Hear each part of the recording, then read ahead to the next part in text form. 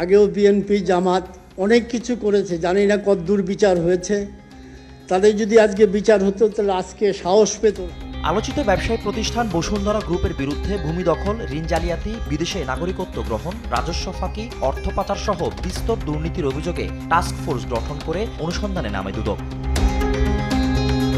এরই মধ্যে share account জব্দ, বিদেশি সম্পদ জব্দ ও নাগরিকত্ব গ্রহণের বিষয়ে বিভিন্ন পদক্ষেপ গ্রহণ করেছে সংস্থাটি। এরই ধারাবাহিকতায় এবার গ্রুপের চেয়ারম্যান আহমেদ আকবর সোবাহান, ব্যবস্থাপনা পরিচালক সাইম সোবাহান আনভীর সহ পরিবারের 9 সদস্যকে আগামী 25 ও 26 মে তলব করে চিঠি দিয়েছে সংস্থাটি। এদিকে শত কোটি টাকার তদবির বাণিজ্য সহ দুর্নীতির অভিযোগে স্বাস্থ্য উপদেষ্টা নূরজাহান বেগমের সাবেক 2 ব্যক্তিগত কর্মকর্তা তুহিন ফারাবী ও ডাক্তার মাহমুদুল হাসান মঙ্গলবার দুদকের তলবে হাজির হননি। এই বিষয়ে মহাপরিচালক জানালেন, তারা আত্মপক্ষ সমর্থনের সুযোগ হারিয়েছে, প্রয়োজনে দেশ থেকে নিষেধাজ্ঞাও দেয়া হতে পারে। তারা কিন্তু আজকে উপস্থিত হন নাই।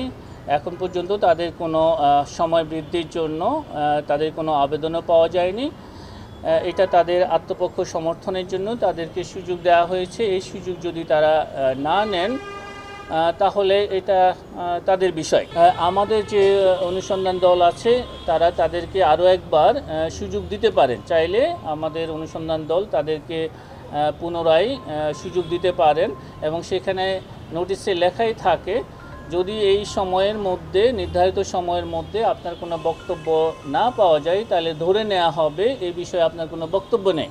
আমাদের চিঠিতে এই বিষয়গুলো উল্লেখ থাকে, সুতরাং তিনি সেই সুযোগটা মিস করবেন এবং তার এই অনুপস্থিতির কারণে অথবা জিজ্ঞাসাবাদ এড়ানোর এই কৌশল কাজে আসবে না। এদিন 2,63,00,000 টাকার অবৈধ সম্পদ অর্জনের অভিযোগে চট্টগ্রাম পাসপোর্ট অফিসের পরিচালক সাইদুল ইসলাম ও তার স্ত্রীর বিরুদ্ধে মামলা করেছে দুর্নীতি দমন কমিশন।